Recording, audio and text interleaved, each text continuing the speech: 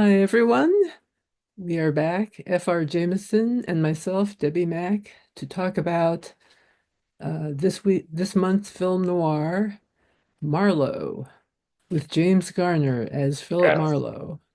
the 1969 version, not the 2024 Liam Neeson film. Yeah, Yeah. yeah. The 1969 version. Very Yes. interesting. Very interesting that they've remade it. Well, no, the Liam Neeson one is it's same title, but it's an adaptation of one of there are two novels written by other people, or essentially the sequels to The Long Goodbye. hmm And it's not an adaptation of Shannon, it's an adaptation of one of those. Wow.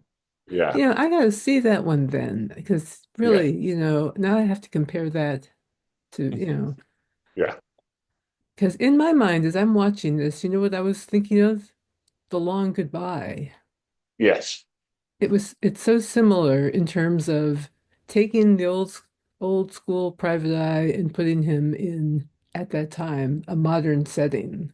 Yeah. This film is so Well, look, 60s. I think I read that until the Robert Mitchum Farewell My Lovely, they're all set contemporaneously. All of the Philip Marlowe adaptations.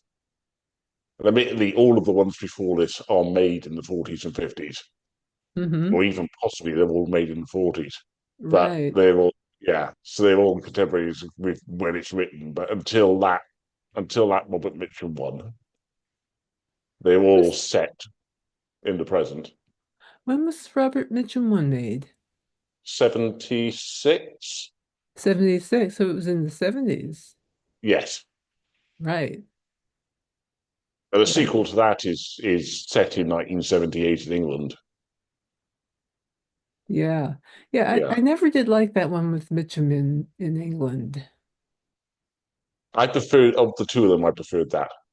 Really Yeah, interesting because I just, to me, Raymond Chandler was always just LA. yeah. So I was like, what's he doing in England?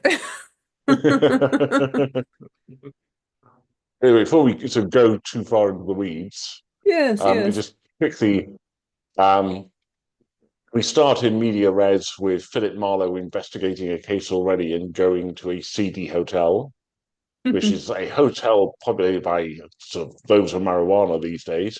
Yes. He finds a dead body. On the way out, a man he's been speaking to was also turned up dead. So Philip Marlowe is investigating. He's trying to find. You can have a young woman to find her sister. I No, thought it find her was her brother rather. brother. Yeah, find her brother. And her Yes. sister is a Hollywood star.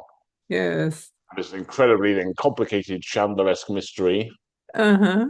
that all Exactly. comes to a head at a burlesque show in a Yep. very, very, very sort of memorable sequence before a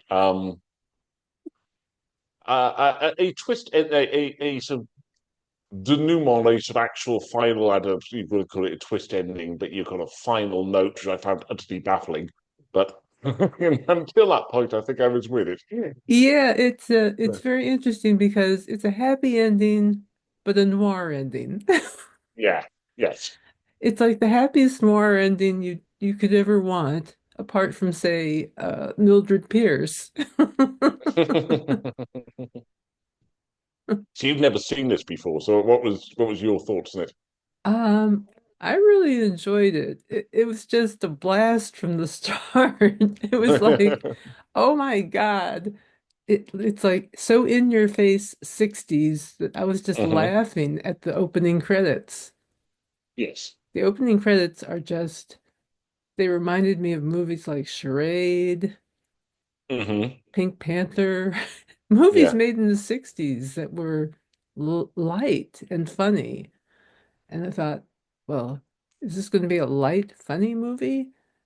It, I would not call it a light, funny movie, but I do think that James Garner gives this, or maybe the combination of the lines and James Garner gives this movie a lightness that the long Hmm. goodbye just lacks. And Yes. that's what I like about it. He delivers the lines so beautifully, Yeah. and there's such good lines. He gets such good ones that it just feels not quite as silly as Rockford, say, but Yeah. just short of that. I mean, he really is the Philip Marlowe spirit, the White Yeah. Knight. Yes. And, so you can sense him wanting to do the right thing, but not getting paid enough, all this kind of stuff from the Philip Marlowe stories. Yeah. All the And stuff that becomes bigger in books as yeah, they go on, that he's poor and yeah. And yeah, here he is underappreciated. dropped into this, Yeah. modern setting compared to the old Philip Marlowe movies. Yeah.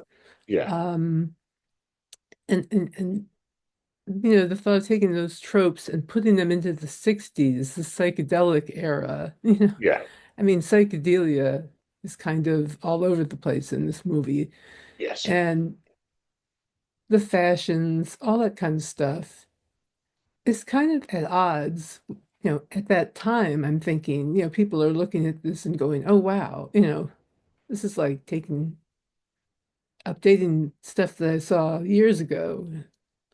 Anyway, just kind of the clash between that 60s mentality and the old school private eye mentality Hmm. really seems to come out in this one, but in a way that is funny and also threatening at the same time. I mean, the ice pick murders, Yes. that's kind of gruesome for 1969.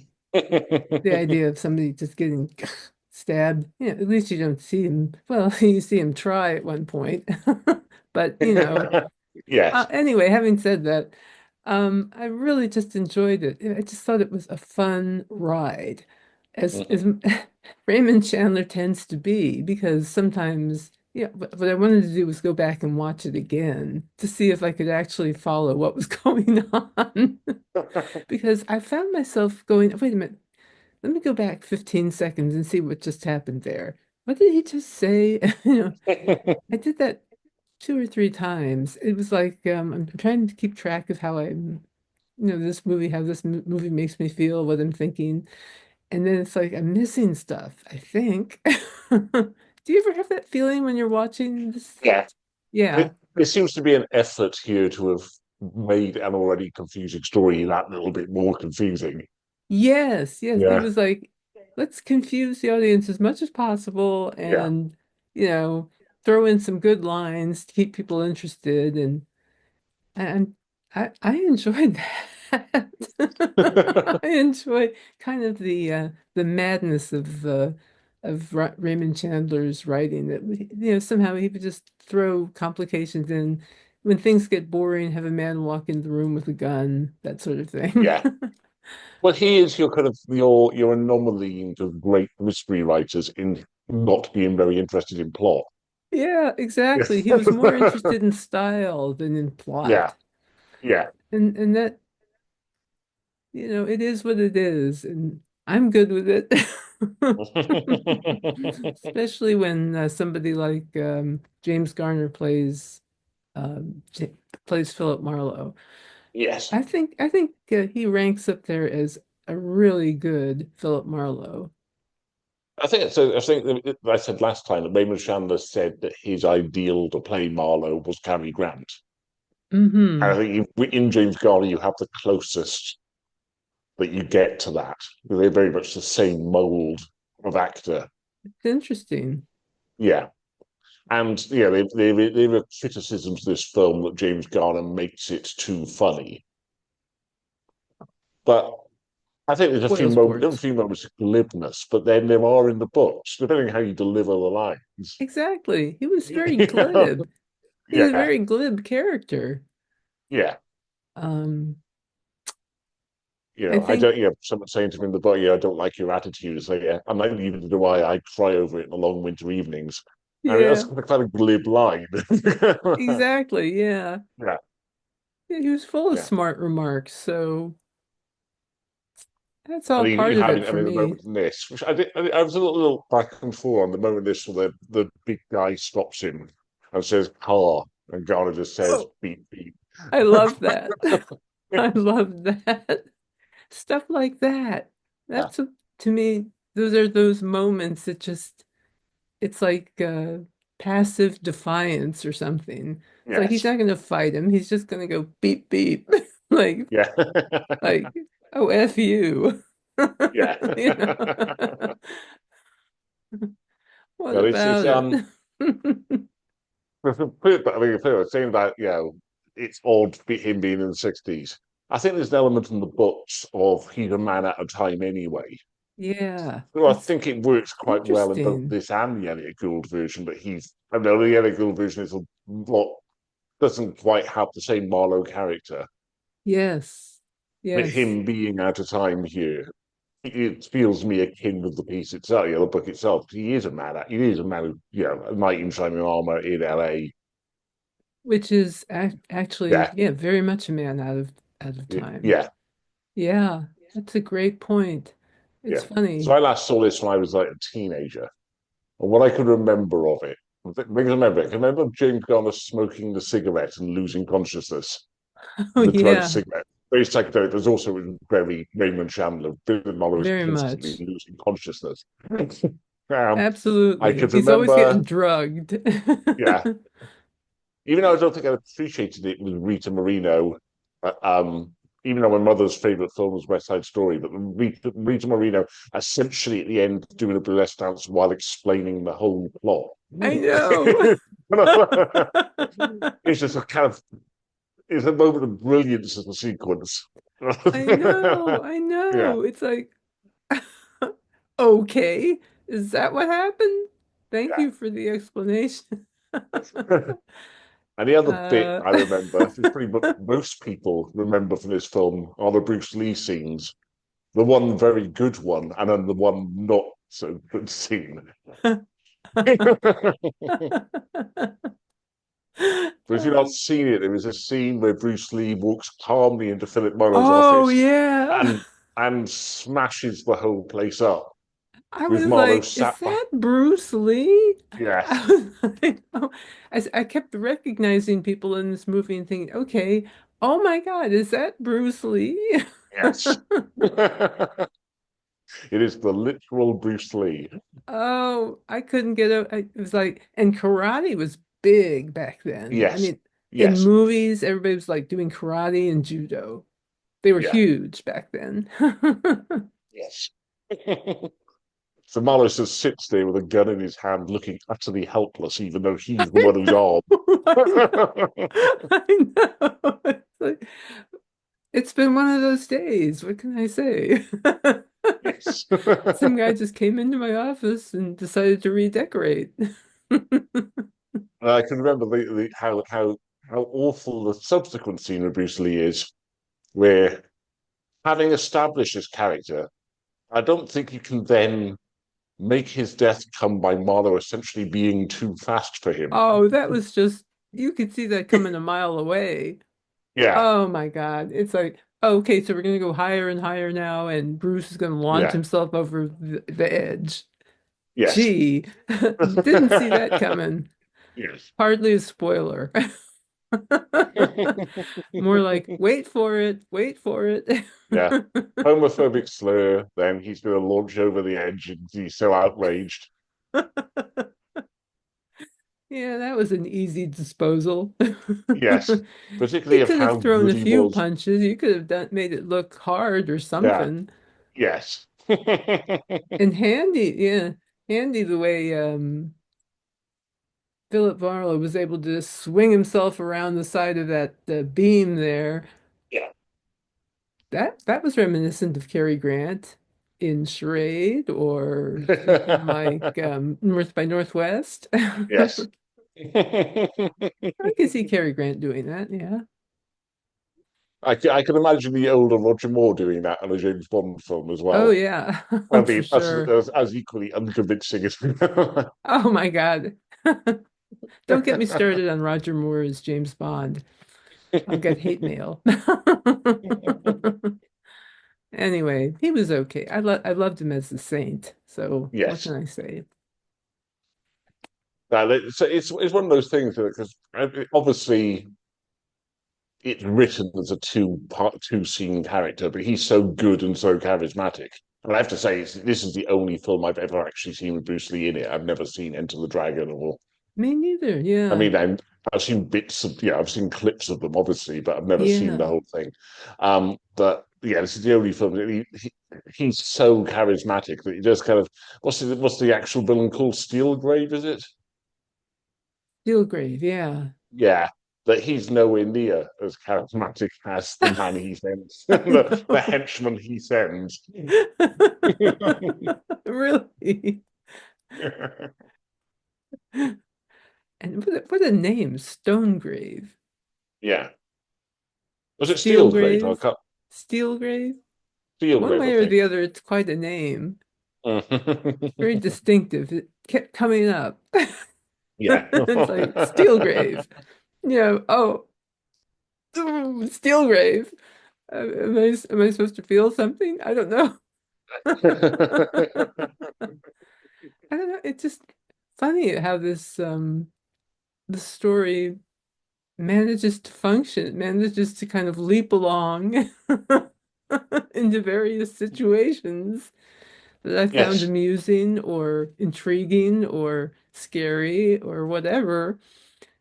But it's funny how Chandler just wasn't a plotter. I mean, I really Yeah. wanted to sit down with the screenplay and see how they structured this thing and what was revealed when, because it's like, okay, I should have picked that up before, or something. And it's like Yeah. I kept having that feeling like somehow I was missing something along those lines. It Maybe is. it It is. was a lack of connection. Maybe it's just the abruptness with the way information is presented. Yeah. I'm not sure what it is. There's a kind of clever. I thought very clever the starting it mid invest. Yeah, at the start you'd already In the started the middle of the investigation when the film investigation. begins. Yeah, There's not the scene of him in the office and yet little sister of the title comes in and hires him. He's exactly. already doing the case for her. So already you have a sense of, like, boom, you're there, you're in it. Yeah. Yeah, and from that point on, the bodies just keep piling up, but it, despite its flaws, stays entertaining It and stays does. intriguing. It is. Yeah, It does, and it is. Yeah. Despite yeah, its it's flaws.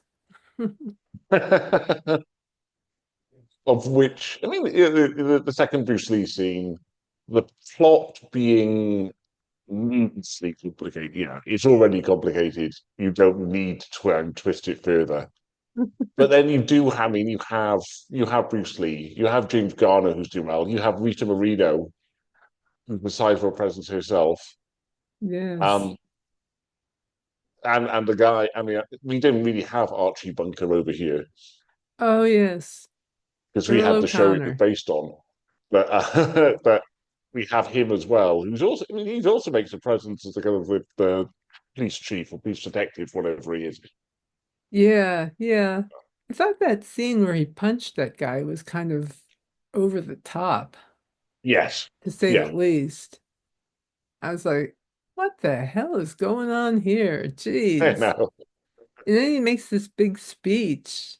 It's like, oh God. I get the feeling that it's one of these, responses to the counterculture things. Yes. Yeah. Basically, he's yelling about the counterculture, which this movie gets you right into since this kid has supposedly disappeared into a hippie cult or whatever it is that's Hmm. living there.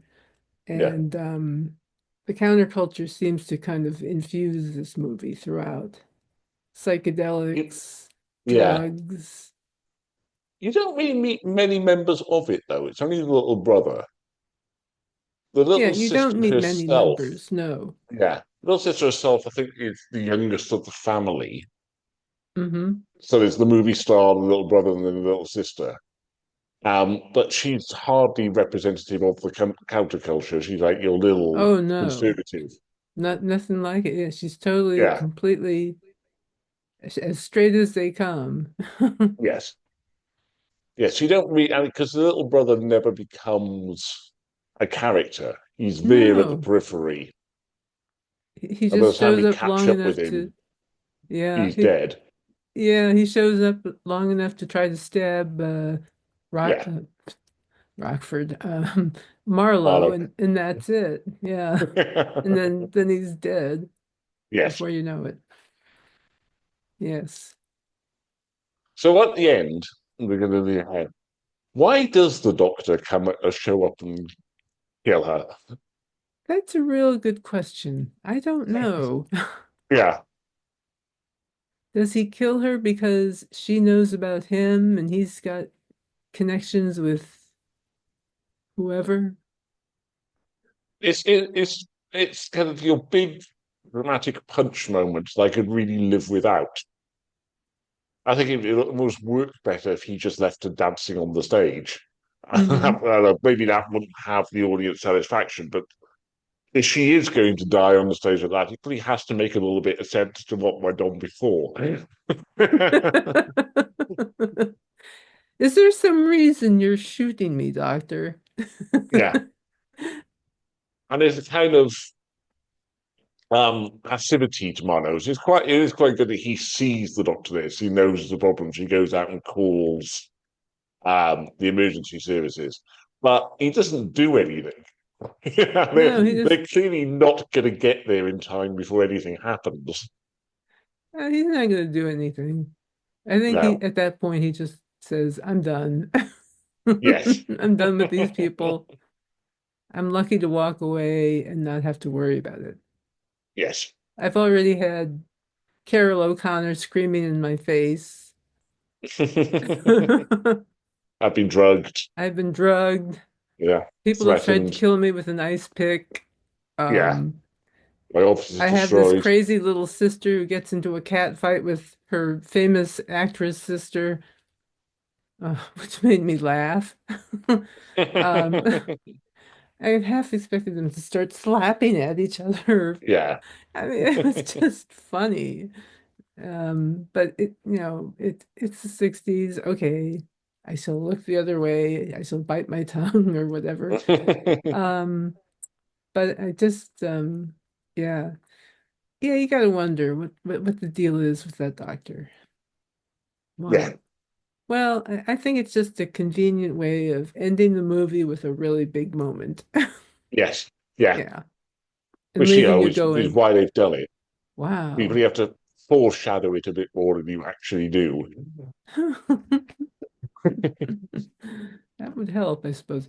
So this is why I have to see the movie a second time, so I can try to follow the plot if I can Yeah. and see where, if anywhere, any kind of foreshadowing of this ending Yeah. happens.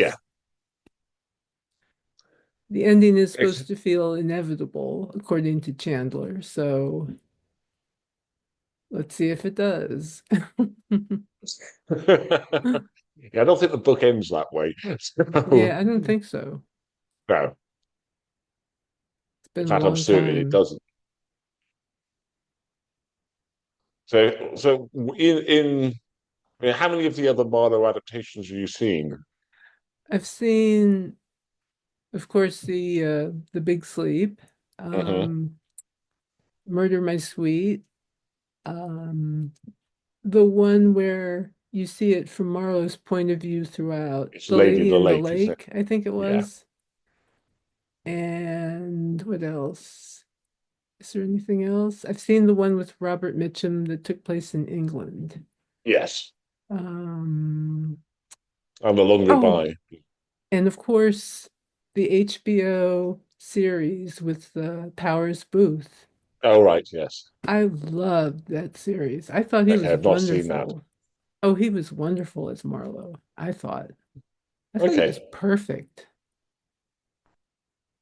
I have to Perfect check is that the out word I would use. then.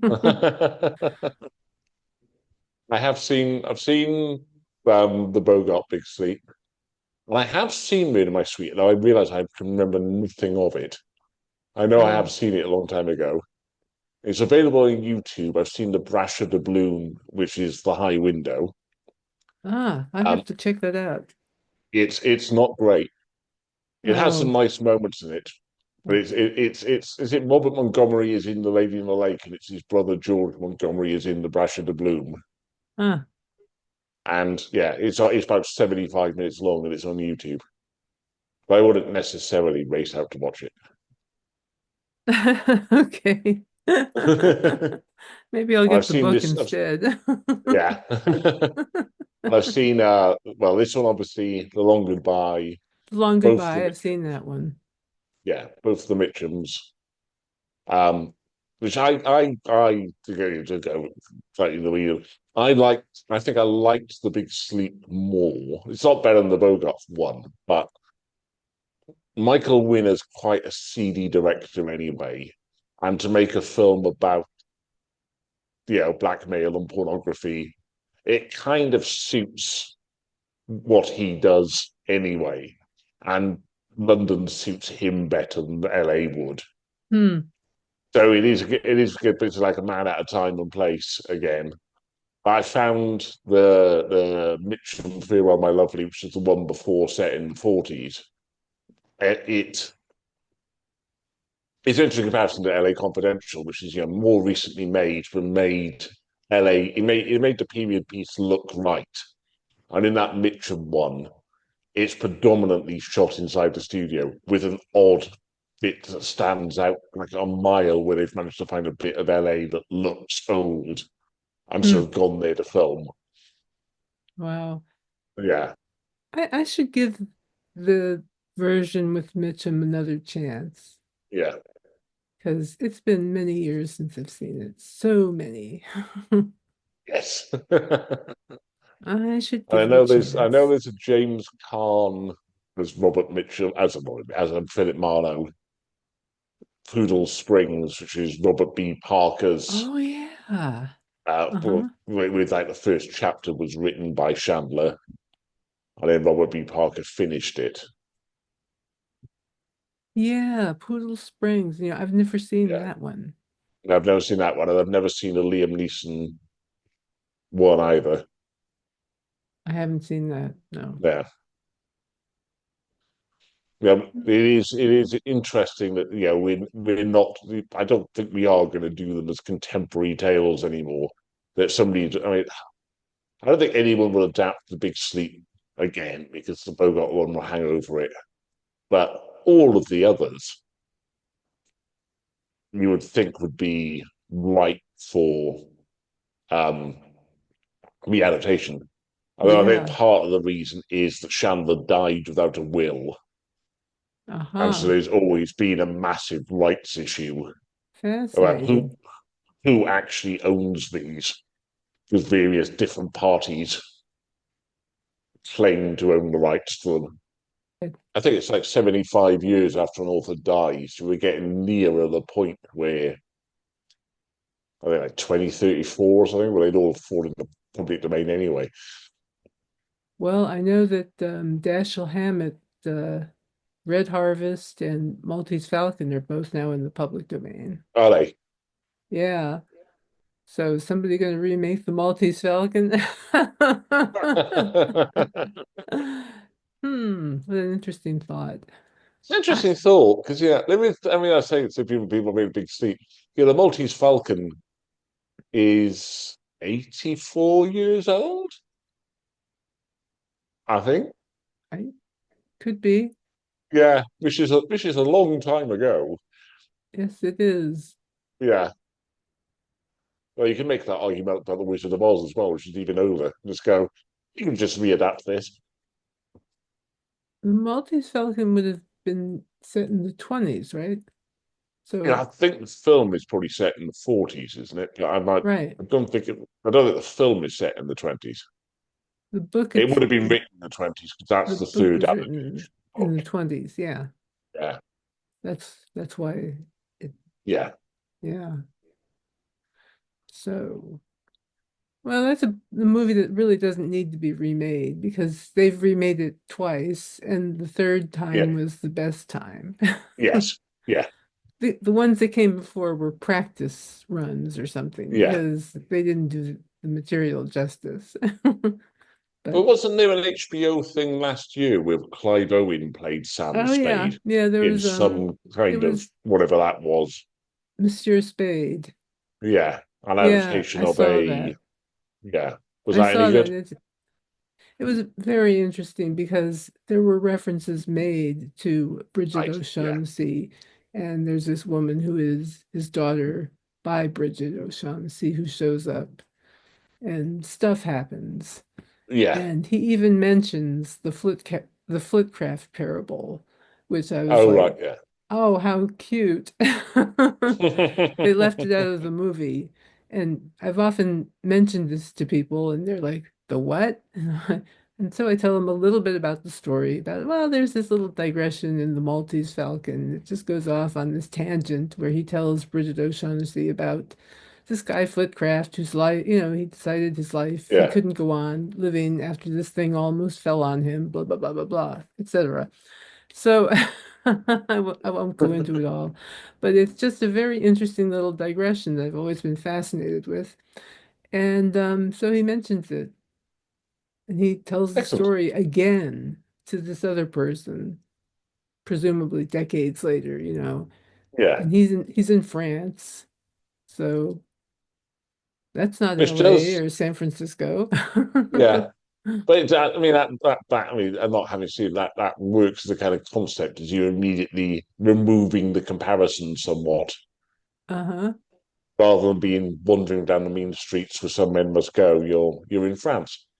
Yeah, exactly. Yeah, he's in a different set. He's retired and all this kind of Yes. stuff, wherever he Yes. is. But yeah, the whole private eye, out of time thing seems to get explored in all sorts of different ways, doesn't it? Yeah. Which is what we should come. Yeah, we come back to Marlowe, which is what it's doing there. I could probably do a bit more of, to be fair. Probably if you'd made it a year or two later, so you're after the Manson murders, you would probably have gone a lot further into the evils of counterculture. And there's some of the kind of they're the kind of funny things at the sidelines. You never meet people from the counterculture in this film. You see the Not very psychedelia many. and Yeah. yeah, I mean, you see him uh, lying around his house, yeah. but yeah, I think you probably meet them more in Long Goodbye. probably, yeah. Yeah. But The Long Goodbye is such drag. We could do The Long Goodbye, and I could talk about the things I don't like about The Long Goodbye. But no, no, no, let's not. Mm, mm. But I loved this movie. As crazy as it is, I loved it. Yeah, yeah. I think it's the fact that stay with me, Fun. and probably Murder by Sweet is probably objectively the better film. But I cannot remember anything of it, but I can remember stuff of this. Oh, well, Yeah, we from should probably years do later. that one. Yes. Murder My Sweet is just a wonderful movie. I love it. Yeah. I like Dick Powell too in the part of Philip Marlowe. Hmm. I mean, he was following in Bogey's shoes, so Yeah. I gotta say he did right by the part. Yeah. That's a weird thing from today's kind of franchise driven stuff that you'd have, within actually, Murder by Sweet maybe contemporaneously with the Big Sleep. You've got Robert Montgomery and George Montgomery and Dick Powell and Humphrey Bogart all playing the same character, you know, in a really short window of time. It's a heck of a thing, isn't Yeah. it? Makes you realize just how popular that figure was. Yes. What's interesting is that they took Dashiell Hammett's character and turned him into a comic character in the movies, the Thin Man series. Yeah. Yes. And they took it well beyond, of course, the Thin Man, the story. I've never read that book. I've tried to a few times, just never got into it. Yeah, Uh, it's been a while since I've read it. yeah. It's been a while, and it's interesting. It's just real interesting to compare here this guy's writing about a detective, a detective who is just, he doesn't care. He he's he's not a very he's not the white knight type. Yeah. He's a tough guy. And but they turn it into, a romantic thing with the couple, which is Hmm. cool, but at the same time, it's like getting away from the hard-boiled private eye. Yeah. Yeah. Whereas, with the Chandler films, they kind of leaned into the hard stuff and Hmm. tried to really explore some of the seamy stuff, Yes. the corruption, all that kind of thing. Hmm. So, What should we do next month? what should we do? Should we do Murder My Sweet? Yeah, let's do Murder My Sweet. Now you brought it Since up, we're folks. on Chandler, Yes. and since I love Chandler, no matter how crazy his plots are, Yeah. and perhaps the crazier the better. I don't know. We'll do Murder My Sweet next time Yes. on Dark and Twisted Alleys, the film noir podcast that everyone must watch or listen to or whatever it is you do. All right, then. I'll sign off then. Yes. Happy See, viewing. We'll see you next month. happy viewing. See you next month. Take care.